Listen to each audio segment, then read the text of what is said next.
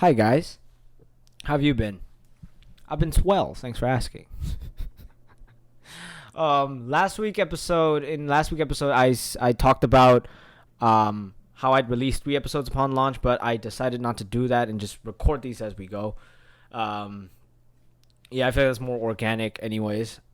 You know, I can talk about my week. I can talk about my daily experiences. Just room for more content there.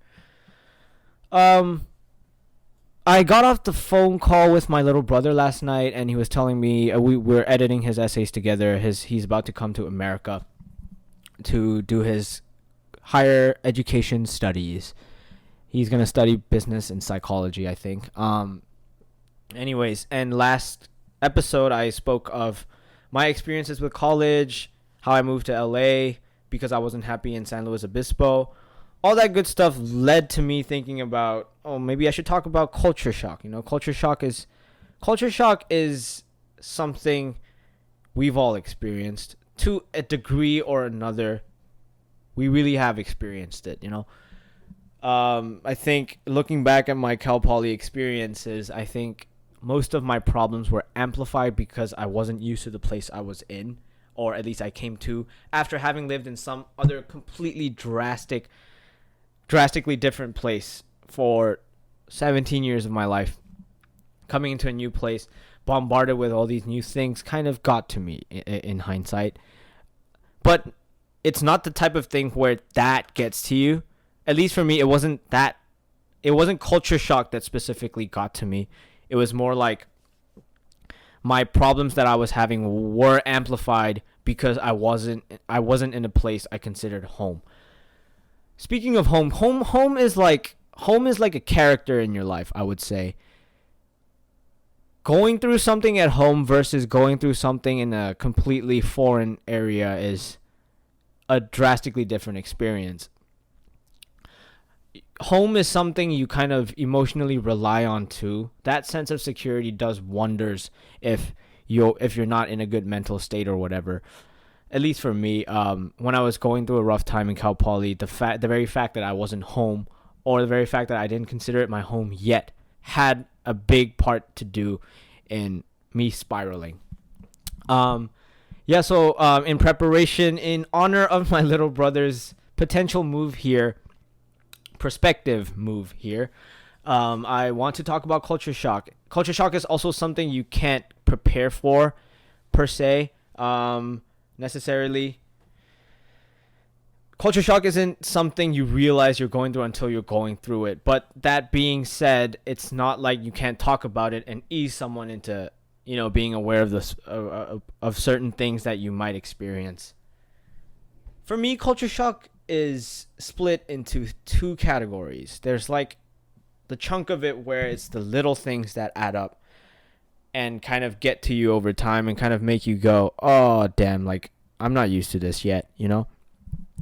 But there's also, like, the big aspects of it, like being actually away from your parents physically, thinking about different careers in different geographic locations. I'm a business major, so I used to, like, kind of think up ideas, but then whenever I think up ideas, like business ideas, everything would be taken here because the market's just completely saturated. So it's tough to entering a market here is tough compared to entering a market back home in Myanmar. Anyways, off topic, but yeah, those are the kind of things that kind of get to you. Like, it's like you can't think in the same headspace as you did when you were back in a place you called home. If you move away from home, it's tough not to feel like you're walking on eggshells, at least with your own trajectory of your life, with your own mindset and stuff, because it's like you don't have something that used to make you feel secure. So it's up to you to adapt and survive. It's up to you to harbor and garner the mindset necessary so that you can kind of, if not, even if you won't have a blast, you would know how to handle it. Oh, let's get into, like, the first category of, like, the little things. I was once working with team members for my class project, and on the Zoom call, I noticed one of okay, this was like what? This was a few months when I was in Santa Monica College. When I was so 8 months ago, like I was working on like a class project, and then I overheard not 8 months. 8 months we weren't doing Zoom yet. It was when quarantine started, basically. At when I was on Zoom, I overheard this girl call her mom by her first name, and I thought to myself, let's let's entertain the thought of me doing that back home to my mom. My ass would get whooped. No shade against anyone who does that here because it's not normal to do it here. I mean, there's the majority of the people don't. People still use mom, dad, and stuff. But when you hear someone say call their mom by their first name, it's like so jarring. Like I can't state how jarring it was to hear that because back home we're so into honorifics. Like if I were to call, I can't call my dad's friend by just the name. I have to add an "oo" in front of it. Like my dad has a friend named Kevin. He's a very dear family friend. But I refer to him as "oo Kevin," "oo Kevin." Like honorifics definitely played a huge part in my upbringing. So it was tough to experience this girl just go, "Hey Jen." I was like, "Jen? Who's Jen? Is that your acquaintance? Is that your friend? Is that your sister? Who's Jen?" You know? I don't know. I implore you to try that. If I tried that, like I said, my ass would get whooped. Hey Jen. Yeah, stuff like that, it's like the cultural difference, it's small cultural differences you see. It's not overtly spoken of, but it's there. You will see it when you move. But no shade against it though. It's just different. Is people different cultures do things differently. But yeah, another little thing I noticed was tipping culture. No, it's not a culture. It's like what you do here. Tipping is like tipping restaurant employees is what I'm talking about. So back home, tipping is like you get your food. You have some banter with the waiter or whatever, and then if you think they did a good job, if you think they treated you well and stuff, you tip them. But here it's more like tipping. I can't not see it as an exploitation on the restaurant owner's part. I don't know much about the restaurant industry, so if I'm completely making the wrong assessment, feel free to let me know. But here's my 2 cents on it.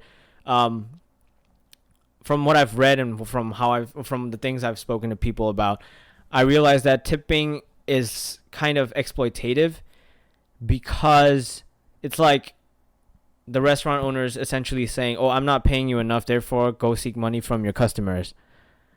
And there's the other side to that coin where it's the restaurant owners forcing the customers to pay because these people aren't being paid enough. So I don't see how it isn't exploitation to some extent, but that's just my opinion on it. And I don't know, tipping back home is like it's deserved and it's like it's an initiation on your part. No one really solicits tipping and stuff like that. But here, once I forgot to tip this waitress. She was great. She was great. It was just my first few weeks in America. Tipping still hadn't registered in my head as something you have to practice. Something something all restaurants expect of you. So I forgot to tip this woman, and then she chased me out. She was like, "Oh, did I do something wrong? I didn't get a tip." I'm like, "Oh, sorry. Was I supposed to tip you?" I was legitimately asking. I wasn't being condescending in any way because I didn't know tipping was a thing here. Like base amount, 10%, 15%, I think, of your overall bill. But yeah, I didn't know that. But here I was dumbfounded because this waitress had chased me out and asked me to tip her. Like when I said she was great, but she was like it wasn't like I said, back home I tip because we have we built like rapport and good relations with the waitress. But in this waiters and waitresses, but this waitress in particular, she just gave me food, so like she kind of didn't stay in my head, you know. So it didn't occur to me naturally to tip her, but her chasing me out like that kind of caught me off guard. Almost made me feel like I penalized her in a sense, which I didn't mean to. It's just standards here aren't the same as standards there, in terms of like who's to tip, like how much to tip and stuff. So it's like, I'm sorry. I tipped her in the end, of course, but you know, it was jarring. It was jarring to see tipping to be a mandatory thing here, especially going back to my point of me thinking it's a degree of exploitativeness on the part of the restaurant owner, you know. Going off of restaurants, there's also the little thing of seasoning in food. Food here, I mean, there you can't say variety doesn't exist in America in terms of food, but that's if you seek it out. But back home, the default foods, the comfort foods everyone eats, they go wild with their flavors. It's almost too intense how wild flavors go sometimes. But here, the default foods are like burgers, steaks, barbecue, and stuff like that. Which, to be honest, doesn't go much other than like the main seasonings like salt and pepper. You know, back home, the default seasonings are different, like turmeric, cayenne pepper, paprika, all that good stuff, like garam masala and stuff like that. But here it's like, you know, okay, I'm complaining, but I can't pass on a good burger, you know. So who am I to judge? But also, it's like you don't really get creative with that kind of stuff here. At least the default foods, you know. And since I was a college student in Cal Poly, and only had time to eat the default foods, what was readily available, I kind of got sick of that, you know. Like, I can't blame myself for that, because like day in and day out, you're eating chicken tenders and shit. You kind of get tired of that. Especially if you come from Myanmar, which like, it's a different meal every time. Like, even if it's readily available, it's new. I would say not new, if not new, exciting. It was exciting. Yeah, I mean, I'm from Burma, so I'm definitely biased in saying that. But yeah, food added up. The difference in the level of seasoning, flavoring, and stuff got to me, because I'm like, oh damn, I'm not even enjoying the food I ate. But I mean, like now that I'm taking more initiative with the food I eat, it was more like I didn't have time, so I was just eating the same thing, so I kind of got sick of it, which is why I went on this long ramble about food and seasoning. But you know, food is a big part of daily life, and if you don't enjoy it, it kind of wears down on you, you know. That's extremely picky of me to say, but I don't know. Yeah, food. I like food. I like food, so I want to talk about it. Okay, so moving on to like big things. Food is one thing. Tipping is one thing. Like calling your parents by your first name. That's like the little things, you know.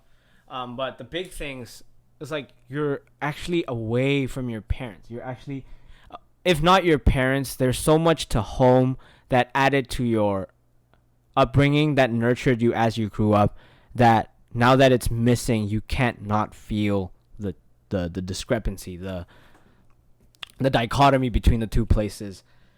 Because like I said, like if you are going through something in America, well, at least when I was going through something in America back when I first moved here, it's like the sense of security that home provided for me, be it places I could go to get my mind off of things, people I could talk to make myself feel better, to get advice, to give advice, to talk to in general, like make friends with, or like foods you eat because you're feeling stressed or whatever, that none of that remained the same the moment I moved to America. So in hindsight, it was all these small differences that added up to a bigger, more foreign feeling, the feeling that you're somewhere you haven't been your entire life. Yeah, and going back to home, I think that home becomes like a supporting character in the plot of your own life, you know? Like there, it provided all these different areas of security that you take for granted as you grow up. Like you don't really think about these things until you move out, because you're like fine, you know, you've been fine your entire life. Um, so you kind of take the security for granted. You kind of take the things back home for granted. I remember I was like, only on the third day prior to leaving, I was like, holy shit, I'm actually leaving. And then it wasn't until then I thought to myself how much I took it for granted. Like these things make you realize, you know. And the fact that I realized 3 days prior was also indicative of the fact of how much I'd taken it for granted. Like I'd never envisioned myself in any other sphere of life than the one I had back then. So moving didn't hit me until I was actually going to do it.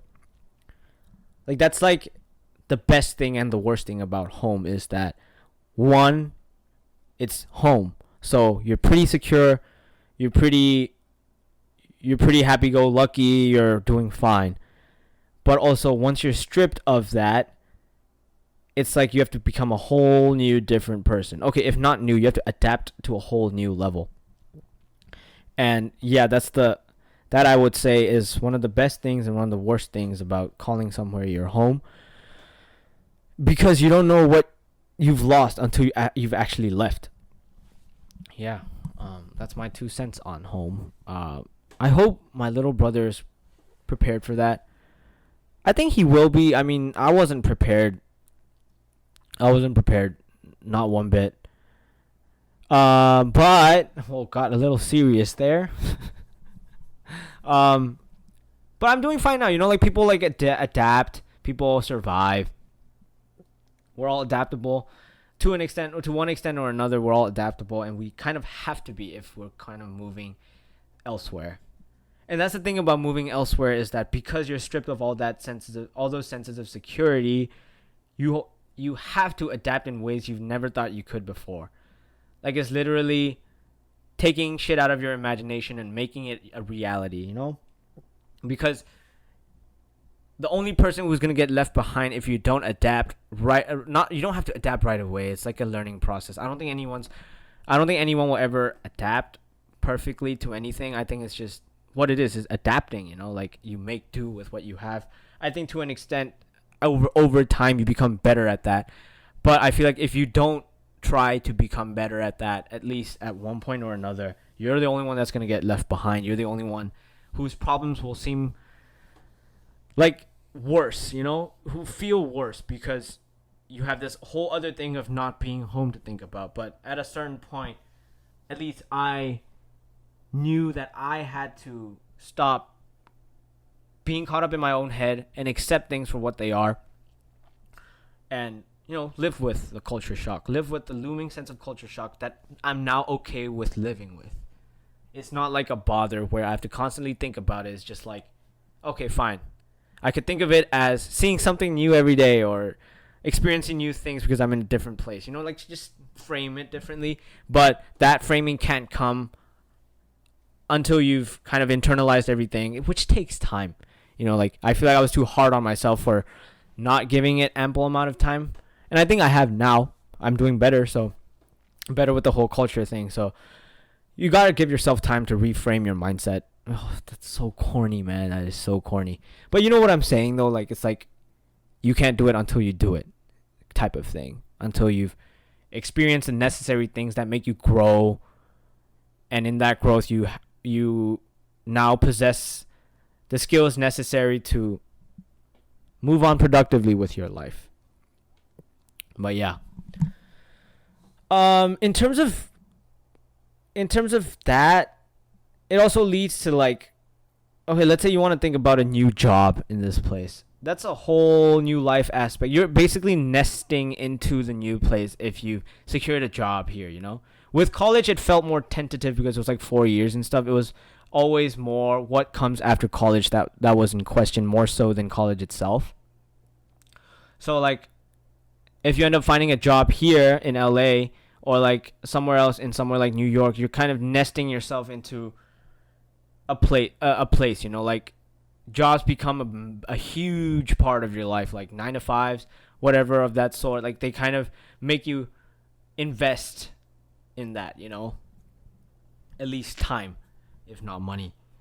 And the more people invest time into something, the more they become like acquainted to it, more accustomed to it, more attached to it.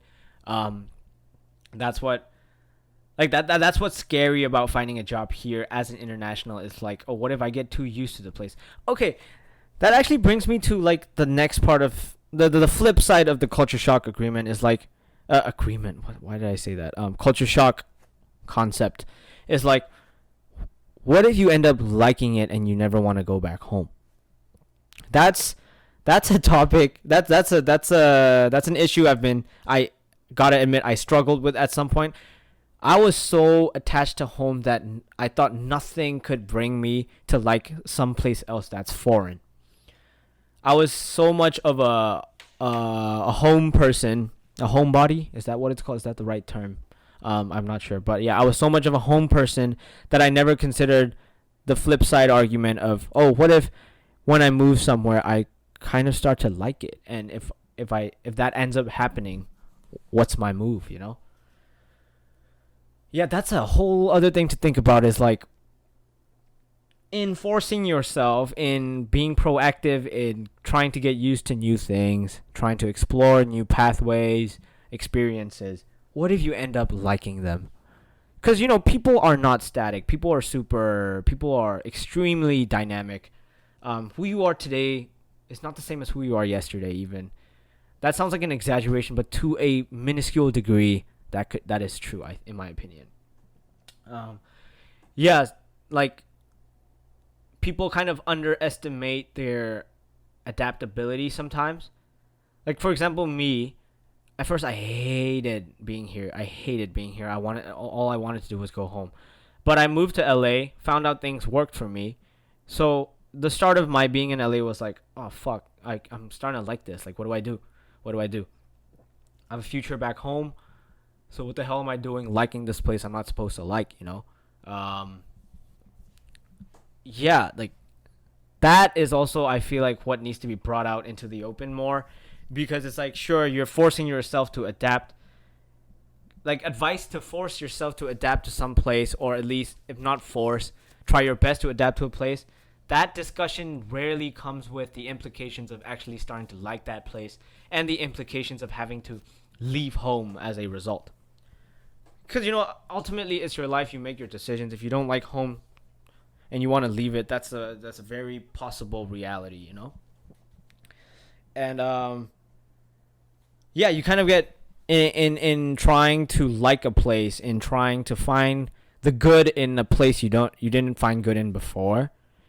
You start to like it. It's like a self-fulfilling prophecy, You force yourself to like something, you'll like it. I think, at least in my experience, that rings true. Because never in a million years would I have thought, oh, maybe I could see a future in America, but that's been a recent development. Even though I think I'm gonna go home, it's like I'm just saying, I'm just noticing the mindset change a little bit there, and it's naive not to put that into the discussion of, sure, you need to adapt to a place, but that's in the assumption that it's just that you're just adapting. You're still attached to home. You still have plans to go home, but what if that's not true anymore? What if you start feeling like the place you didn't think was home before may in fact become home? I don't know. That's some food for thought. I haven't finalized that for myself yet, because life last year, the year prior is just far too different for me to make big plans. Like, if not, like I try to have a good idea of where I want to be, but in terms of plans, I don't want to set anything in stone. Yeah. But like, it's the... Okay, now that we've discussed like the small things and the big things, like I would argue like the little things is what adds up initially to kind of mess you up when least expected, I would say. Like, let's say you're having a good day, everything's jolly, America's feeling nice, the day's good, the weather's good, and then suddenly you go through something, and then you're just kind of like in a pessimistic headspace. Like you kind of take a step back, you walk around, you try to live in the moment, you're enjoying nature, but then like at the corner of your eye, you'll see something that's different from how things used to be, and then it's like that revelation alone can kind of bring it down, you know. But not to be negative. It's not all negative. It's just I feel like it's more to keep cognizant of things you might miss out on, the nuances of culture shock. Yeah, the nuances, that's I think that's what matters the most. But overall, I have no complaints about experiencing a new place. Overall, I feel like, as we've discussed extensively in this podcast episode, um, like it's a given that at a certain point, this is optimistic, but I feel like it's a given at a certain point that you adapt and you survive and eventually you thrive, you know? Like, you're not going to be static forever, and if that takes some proactivity, if that's even a word, or some initiative on your part, then you're going to grow as a person, because you're trying to fill shoes that you thought you couldn't fit before. Shoes that you thought were too big on you, or it was crooked, or your feet don't really your feet weren't this shoe wasn't made for your feet. This analogy is falling apart. I'm so sorry. Nearing the end of the 30-minute mark. So, but you know what I'm saying? It forces you to grow. 10 out of 10 would do it again. Yeah, I hope my little brother, he comes out like stronger. I mean, he's one of the smartest people I know. He's the most like intelligent people I know. He's a self-made person.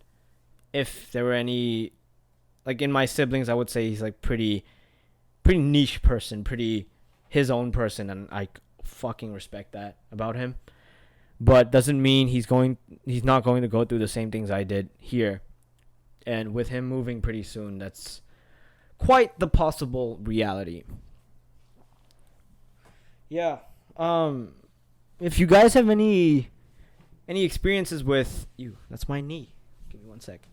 If you guys have any experiences with culture shock and like you want to share it, like feel free, go for it. Like leave it in the comments, whatever. Message me, DM me. You all know me.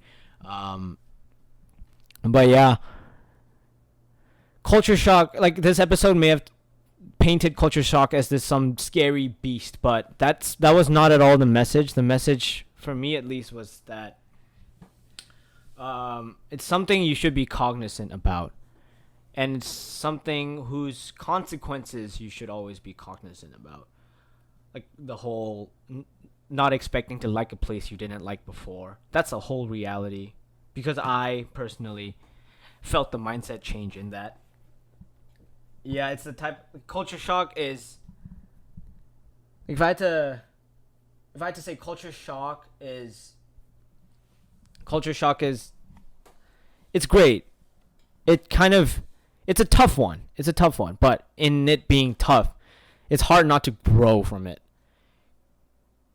Cuz okay, the most reductionist view I have of culture shock is that you're in a different place. You force yourself to try new things. Not reductionist. I don't know if that's the right term, but this it broken down into most simple terms for me. Culture shock is you're in a different place now. Take this as an opportunity to go out and find yourself and who you could be or how you could adapt to this place, and in doing so, grow completely into a new person or a better person.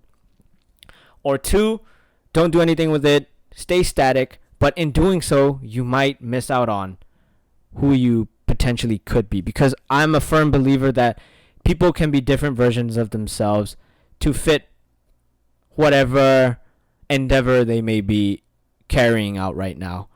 And I don't think that's disingenuous at all, because because it's your life. If you want to kind of mold yourself into someone that could have an experience so much better. Wait, okay, let me rephrase that. If you were to mold yourself to become a person and you will have a better experience out of life in the place you're living in because you've done that, then by all means go for it, you know? But yeah, there's also the static side to it where you don't really want to do anything, but I'm completely for that too. It's just what you do with it later on matters. So like that's kind of like the defining point in your life is how you handle culture shock, in my opinion. But that doesn't mean it's like a make or break either. It's an opportunity for you to find out who the hell you could be or want to be or who you are. It's an opportunity to find out who you are. That's my 2 cents on culture shock. This is a fun episode, mostly because I'm trying to look out for my little brother. But yeah, this was a good episode to talk about. I've been wanting to kind of go into it in further detail because there's no one I know that didn't go through culture shock to an extent or to one extent or another. Yeah. I hope you guys enjoyed me yapping to myself once again. I'll be posting this on YouTube, Spotify, Facebook. You can find me in all 3 places. I'll see you in the next episode. Bye.